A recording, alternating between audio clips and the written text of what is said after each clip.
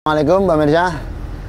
Ini ada request dari teman supaya punya anak solih atau solihah.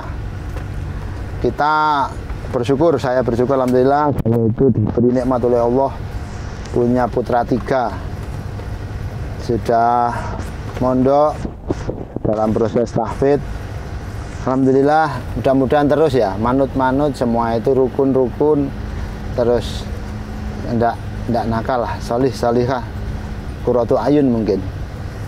Pertama ada 2 faktor ya, yang jelas dari faktor ibu dan faktor bapak.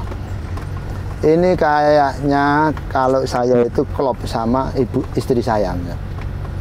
Dulu itu ceritanya istri saya itu waktu di pondok tidak pengen punya suami ganteng, yang penting punya suami solih. Doanya setiap habis sholat itu ya Rabbana hablana min azwajina wa dzurriyyatina qurrata a'yun waj'alna lil muttaqina imama. Minta ya Allah berikanlah kepada saya istri dan keturunan yang qurratu a'yun, menjadi penenang dan penyenang mata, penyenang jiwa. Dilalah itu apa ya bahasanya? Dilalah kersane Allah. Saya juga, doa saya itu setiap habis sholat 3 kali Rabbana hablana min azwajina wa dzurriyyatina qurrata a'yun waj'alna lil muttaqina imama. Alhamdulillah, alhamdulillah lah. Di samping kita kalau belum punya pasangan, jangan lupa berdoa mekas, kata istri saya kepada Allah, mekas daripada nyari sendiri nanti khawatir dicarikan nafsu, lebih baik mekas pada Allah supaya dicarikan oleh Gusti Allah. Bagi yang sudah punya pasangan, sudah menikah, yaitu terus dilanjut doa-doa itu. Terus takwal usul tangfaul furu. Faktor yang paling dominan adalah ketakwaan orang tua, kesolihahan seorang suami dan kesolihahan seorang ibu. Sebenarnya semua, karena suami sebagai pemilik genetik keturunan harus betul-betul solih, suami yang betul-betul cinta kepada istri, cinta kepada keluarga, sehingga menjadi tauladan, menjadi uswah untuk keluarganya, untuk masyarakat kecilnya, yakni rumah tangga.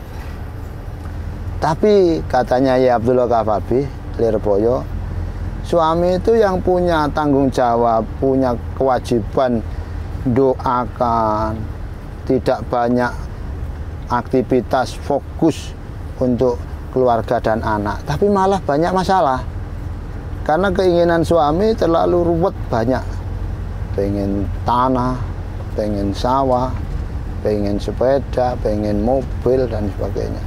Nah ini yang terpenting berarti beralih kepada istri. Bisa istri harus betul-betul solihah, karena ada dawuh akan keluar dari rahim seorang wanita solihah keturunan yang solih dan solihah.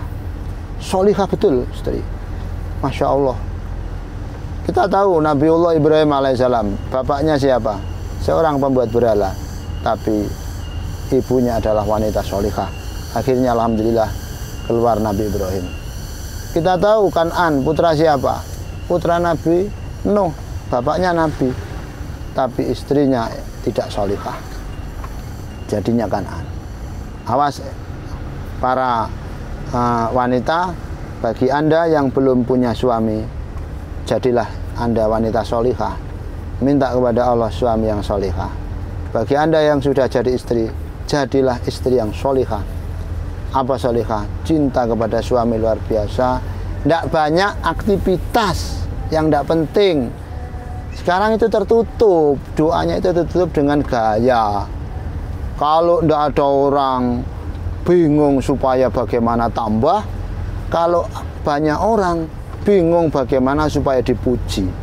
Akhirnya pikirannya penuh, hatinya penuh dengan hal-hal yang tidak penting itu, sehingga kepedulian pada anak, kepedulian pada rumah tangga tidak bisa maksimal.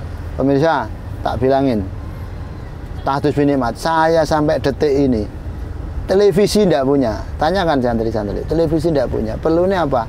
Supaya banyak waktu untuk keluarga, bisa gurau dengan istri dan anak.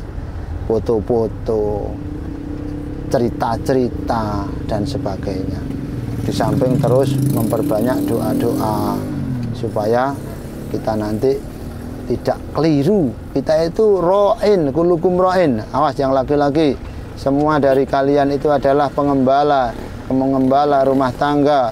Wanita, kalian itu pengembala amanah berupa anak dan sebagai kewajiban istri yang mas'ulun an ro'yati akan ditanya tentang gembalaan kita. Intinya semuanya dari faktor suami harus terus berusaha dan berdoa menjadi suami yang betul-betul tanggung jawab. Kita lebih prioritas untuk keluarga. Dari faktor istri, sangat penting seorang istri, karena istri adalah guru daripada anak, guru daripada keturunan. Insya Allah, pemirsa, mertua saya itu putranya 6, hampir semuanya hafal Quran. Masya Allah, bukan orang kaya, tapi betul-betul taat kepada suami, ibadah, senang tirakat, puasa, nirakati putra-putranya, supaya kena sentuhan nurani orang tua.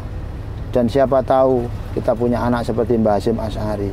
Mbah Hasyim Asy'ari pemilik NU, pendiri NU itu, ibunya waktu mengandung Mbah Hasyim itu hafal khatam Quran. Ada yang mengatakan baca sholawat nariyah sebanyak jagung 1 rantang sampai melahirkan.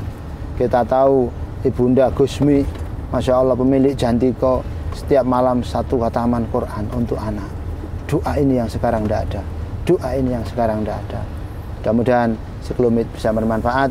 Kita diberikan oleh Allah putra dan keturunan yang solih-solihah, menjadi penerus sujud kita kepada Allah, menjadi penerus perjuangan kita. Amin ya rabbal alamin. Sekian, assalamualaikum warahmatullahi wabarakatuh.